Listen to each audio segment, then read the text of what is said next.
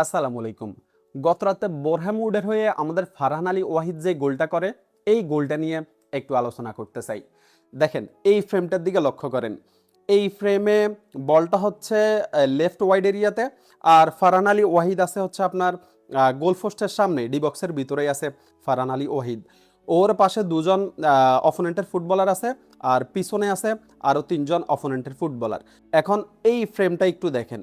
এই ফ্রেমে ওর পাশে যে দুজন অপোনেন্টের ফুটবলার ছিল, ওই দুজন কিন্তু বলের দিকে মুভ করতেছে। অর্থাৎ ফারহান আলী ওয়াহিদ আছে তাদের ব্লাইন্ড স্পেসে।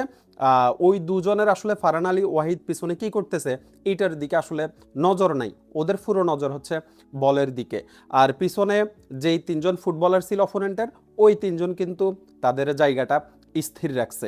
এখন এই ফ্রেমটা একটু দেখেন, ওর পাশে যেই দুইজন ফুটবলার ছিল, ওরা কিন্তু হচ্ছে সামনে বলের দিকে মুভ করতেছে, আর পিছন থেকে একজন ডিফেন্ডার এসে হচ্ছে আপনার ফারহান আলী ওয়াহিদকে মার করতেছে, আর পিছনের তিনজন ডিফেন্ডার এখনো হচ্ছে স্থির আছে।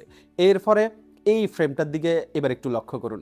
এখানে ওর সামনে যেই দুজন অপোনেন্টের ফুটবলার ছিল, ওরা পুরোপুরি বলের কাছে মুভ করে গেছে, আর পাশে যেই ফুটবলারটা ফারহান আলী ওয়াহিদকে মার করতেছিল, ও হচ্ছে ফারহান আলী ওয়াহিদের একদম কাছে চলে আসছে, আর পিছনের তিনজন ফুটবলার এখনো হচ্ছে তাদের জায়গাটা স্থির রাখছে। এবার হচ্ছে এই ফ্রেমটা এবার একটু লক্ষ্য করুন।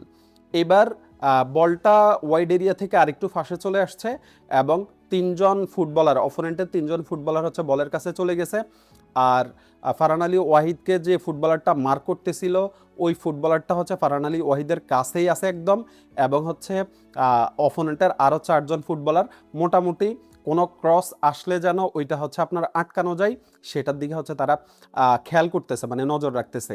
এখন এই ফ্রেমটার দিকে এবার একটু লক্ষ্য করুন। এইখানে ফারহান আলী ওয়াহিদ ছোট একটা মুভ করে, ওই মুভে হচ্ছে তাকে যে ফুটবলারটা মার করতেছিল অপোনেন্টের, ওই ফুটবলারটা হচ্ছে পুরোপুরি বোকা হয়ে যায়। বোকা হয়ে যাওয়ার কারণে হচ্ছে ফারহান আলী ওয়াহিদ এখানে একটা স্পেস পায়।